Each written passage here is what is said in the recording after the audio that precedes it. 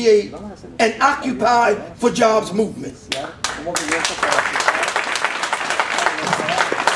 Oakland, which is a black city, primarily a black city, more than 50% of that occupation was black. So it comes as no surprise, that would be the first occupation that they'd come with tear gas and rubber bullets. We know they messed with some of them, but that was the first one they went crazy on.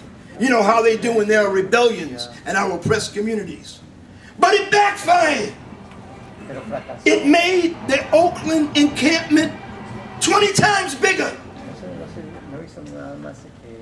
And it created the basis for labor getting involved and other community activists getting involved in the first general strike that city has seen in 65 years. No one talks about general strikes anymore in this country. They do that in Europe, they do that somewhere else. We had a general strike this week in Oakland. They shut the port down.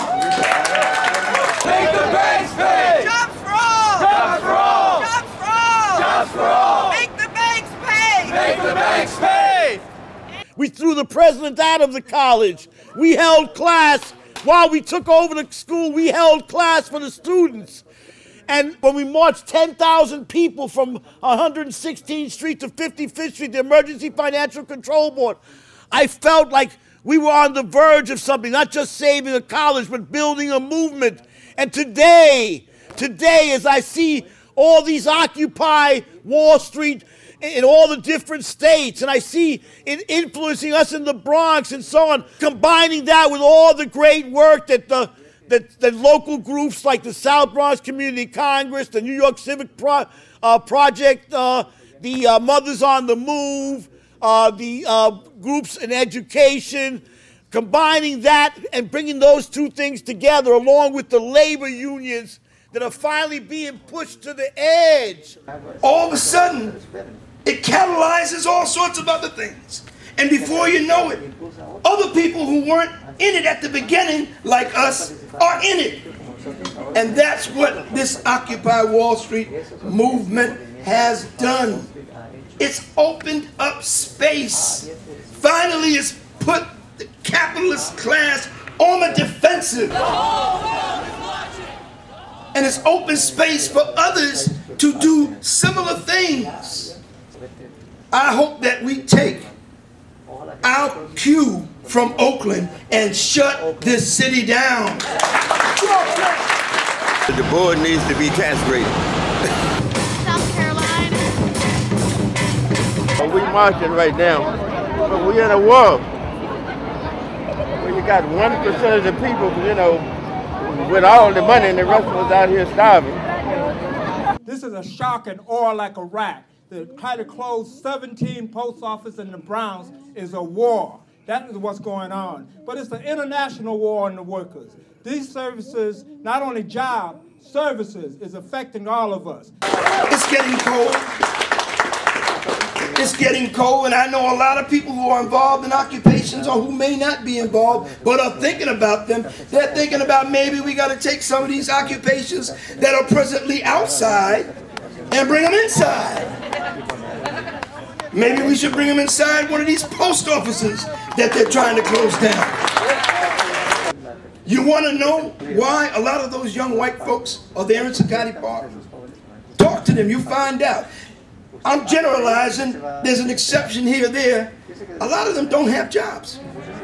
They have bachelor's degrees. We thought that only we were the ones who couldn't get jobs, But a lot of these white kids who, before got your degree, I got a job. That's over. That's over worldwide in this state of the global capitalist crisis. And we know about unemployment because it's always depression level in some of our communities. That unemployment is underneath this, not only on Wall Street, but worldwide. And some of us have been giving a lot of thought to how we could bring that Occupy movement directly to the fight for jobs. Initiate an Occupy for Jobs movement.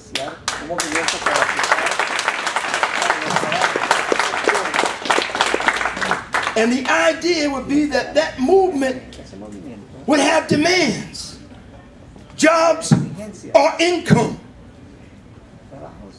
and specifically a massive public works program that is big enough to give everyone who either is unemployed or underemployed, and that's 30 million plus, a job at a union wage. There's other things going on at times. But, you know, we need to be together. You know what I'm saying? We need to work towards dismantling capitalism. One doesn't exist in a vacuum. That, you know, lack of jobs affects housing, affects your ability to eat, raise your family, education. We know that the money is there for it. We know that they can spend trillions of dollars to bail out the banks. They have the money to put the people back to work. But we don't just want any old kind of WPA program. We want one that's controlled and empowers the workers. We want one also that gives us union wages. We also want one that does not discriminate against anybody, whether it's a question of racism or around the question of immigrant rights. And we passed a strong proposal to stand up for our immigrant workers, whether they're documented or undocumented. And they go to lay off people. Then what should we do? Occupy, that's right. If they go to lay off, what should we do? Occupy. If they go to take over our workplaces, what should we do? Occupy. If they try to shut down the post office, what should we do? Occupy. If they try to do anything against workers, poor people, unemployed, jobless, poor, immigrants, anybody, women, lesbian, gay, bi, transgender people, what should we do? And will we unite and win jobs for all, brothers and sisters? Yes. Thank you.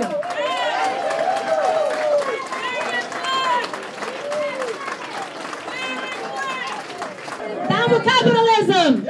It's no surprise that I'm saying that. I'm saying that because I really truly believe that. I'm a member of the May 1st Coalition for Workers and Immigrant Rights, but I'm also a member and an official delegate of the Honduran Resistance. And what is that? The Honduran Resistance is a movement that was born out of resistance, the military coup, the U.S. supported military coup in my country against our constitutional president, Manuel Zelaya Rosales.